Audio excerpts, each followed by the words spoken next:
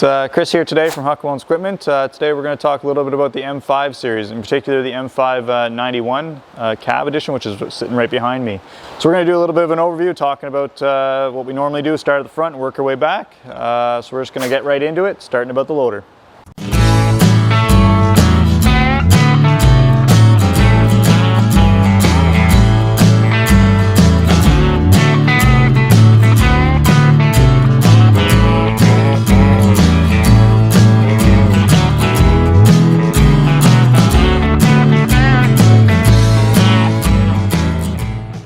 So when talking about the front of the unit here, we have an 82-inch bucket with a nice weld-on cutting edge. There's lots of different buckets available for the M5s, depending what your application is that you need that'll best suit you. We've talked previously about the 7060 and it having an 82-inch bucket. There are different buckets. For the M5s or for the M32 loaders, you're going to see a much deeper bucket than what is on a 7060. And again, if you go up to an M6, they have a different bucket, also a little bit wider, that is much deeper to better suit that loader application. When talking about the loader, again here you're going to see a lot of ALO loaders. Kubota makes one as well. We still prefer the ALOs. In this case, they have the new M32 on it. ALO updated about a year ago from the M31, the M32. A little bit more rounded, a little bit more lift capacity to it. You'll see them on a lot of the other companies out there, you know, John Deere, your Case, your Massey's. They all use an ALO loader. Usually they'll call them a Q in front of it. In this case, the equivalent is a Q30 edition. With this unit, you know, you can get the options with it with the third function. Whenever they updated the soft ride on the new loaders, it went to an electronic on-off, which made it a little bit more expensive, but made it a little bit nicer as you control that from inside the cab. We sell a lot of soft rides whenever the application is either snow removal. It really saves the bouncing out of the front end whenever you're going down the road. It just makes a little bit smoother of a ride, as well as saves that front end from premature wear.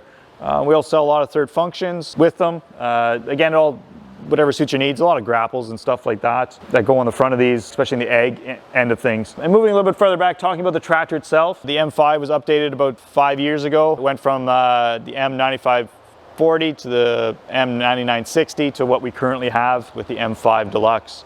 With that, whenever it first came out, you know, it came out with a bigger cab, new engine, whenever, you know, with all the emission controls on it. So this is the first tractor that Kubota has with the DPF as well as the blue fluid. They work in tandem. It works fairly good. They have had a few issues with the DEF tank. They've had a few issues with the blue fluid kind of corroding some of the wiring and stuff. They've come out with some recalls and stuff like that, campaigns to fix all that. We haven't seen too much of it here, but it has arisen with some of the sensors being corroded and being upgraded from Kubota. Which is nice, again, as we've talked about in the past with other various units, is whenever they make it themselves, they're able to change it to improve it. And that's one of the features you'll see on that is they ran into issues with the corrosion and fixed it. So with the engine on the M5-91, this one, you know, the gross engine horsepower is 91 horsepower, which produces about 76 on the PTO. You know, so it can run that small hay bine, everything like that. It is the first of the large Kubota tractors. Again, so the frame size is quite a bit larger than your 7060, and the cab you'll see on the M4D Deluxe as well as the M5, so it gives you a little bit more space in that. As we talk about too is your tires, tons of different options. You know, we've had them in the past for doing snow removal, so you got your Nokians on there.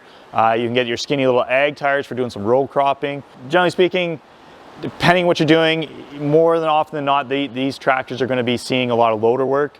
We sell a lot for your dairy farms, beef farms, stuff like that, being a primary tractor. That's what this one is actually going for, is going to a beef farm to be their primary tractor to use day in, day out.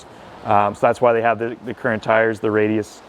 The Midas radials are currently installed on it. And then moving a little bit farther back, talking about the cab and the transmission, as touched on previously, this is the new Deluxe cab. It got a lot roomier. It's the first one that you can put a buddy seat on, is this style of cab. So it is spacious, which is nice for the operator. They have a great seat in there. It is a nice suspension seat. You can upgrade to the air ride seat. Dealing with the transmission on it, in the cab tractor, it just comes in a 12-speed. Whenever you have the open station, you either get it in 8 or a 12 as well. Dealing with the 12, that means that it is a high-low as well as 6 on the stick.